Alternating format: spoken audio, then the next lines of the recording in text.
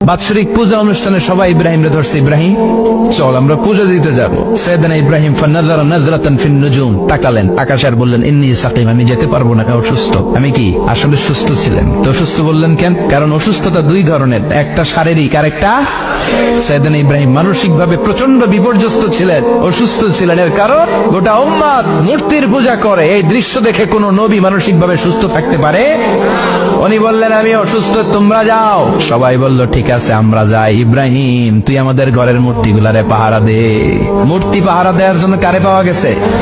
সাইয়েদনা ইব্রাহিম কয় ঠিক আছে আজকে পাহারা দি, মুজাম্মের পাহারা, যা তোরা দিতাছি পাহারা দিতেছি যা। এইবার সাইয়েদনা ইব্রাহিম মূর্তির ঘরে ঢুকলেন, দেখেন কি সুন্দর কথোপকথন আল্লাহ তুলে ধরলেন। আল্লাহু আকবার। মূর্তির ঘরে, দেবীর ঘরে ঢুকে উনি ঘুরে ঘুরে তাকায়, দেখে একটা এমনি হাত আর একটা ব্যাগ করে 14-15টা হাত নিয়ে তাকায় আছে। উনি সবগুলোর সামনে এভাবে তাকায় আছে, দেখে এক একটা এক এক চেহারা, একটা হাতির গণেশ স্টাইলের, আরেকটা এরকম, আরেকটা নারীর, আরেকটা বাঘের, আরেকটা তলোয়ার নিয়ে আইতাছি কোপায় ফেলাবে আছে না নাই। সবগুলোর সামনে যায়, যে দেখে আর অবাক হয় কত ধরনের খোদার কাছে এরা কত কিছু চায়। আর যে দেখে প্রত্যেকটার সামনে ডেজার্টস আইটেম, মিষ্টান্ন, এক একটার সামনে রসমালাই, এক একটার সামনে কালো জাম, লাল জাম, রসগোল্লা, চামচাম, দুধ মালাই, মালাই চপ আছে না নাই।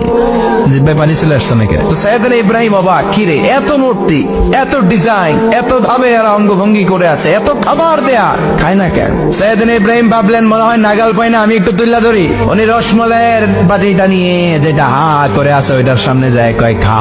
কি কয়? বানাই করতেছি মনে হয়। ফারাগা ইলা আলিহাতিহিম, মূর্তিগুলোর কাছে গেলেন। ফাকালা আলা তাকুলুন, খাবি না? খাবি না দাদা, আমি কিছু খা। কোরআন থেকে বলছে, ঠিক কিনা? উনি ভাবলেন ওরা হয়তো খেতে পারে না, নাগাল পাচ্ছে না, কিংবা আমারে দেখে লজ্জা পাচ্ছে। নিচ থেকে রসমালাইয়ের বাটি তুলে ধরলেন, উনি বললেন খা। আর ওগুলা কয় হা হা করে নিচ্ছে, নড়েও না সরেও না। উনি মুখের সামনে তুলে ধরে বললেন আলা তাকুলুন, খা। সবগুলার সামনে গেলেন, খা খা। কেউ খায় না, ওগুলো হা করে আছে। সাইয়েদনা ইব্রাহিম বললেন খা, কেউ কথা কয় না। উনি বললেন খাবি না কেন? তাইলে কথা ক। এই যে কষ্ট করে উড়াইলি, মুখের সামনে দিলাম, খাবি না কেন? কথা বল। আলা তাকুলুন, খাবি না কেন? কথা বল। মা লাকুম লা তাতাকাল্লামুন, খাবি না কেন? মা লাকুম লা তানতিকুন, হয় খা নয় কথা ক। বলতেই লাগলেন খা খা। প্রত্যেকটা মূর্তির সামনে গেলেন, খা। ওগুলো করে আছে হা, কোনো কথা কয় না। কয় কেন খাবি না? তাইলে কথা ক। খায়ও না, কথাও কয় না। আপনার ছেলে বায়না ধরছে, আব্বা চানাচুর দাও। কি খাম? চানাচুর কিনে দিলেন, এই নে চানাচুর। এখন চানাচুর খায় না। কিরে বাপ খাবি না কেন? কথাও কয় না। খায়ও না, কথাও কয় না। এখন বাকি আছে কোনটা? কথা কর।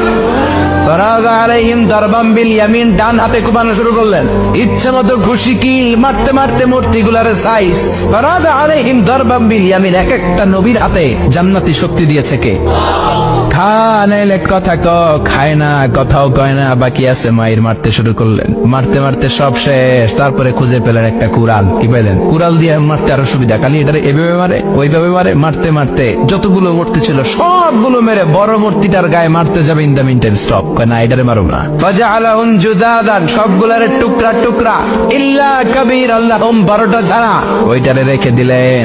আর বুদ্ধি করে কুড়ালটারে বড়টার কান্দে ঝুলাইয়া দিলেন, বড় মূর্তিটার কাদের মধ্যে ঝুলাই দিলেন। ঘটনাটা সুন্দর হয়েছে না?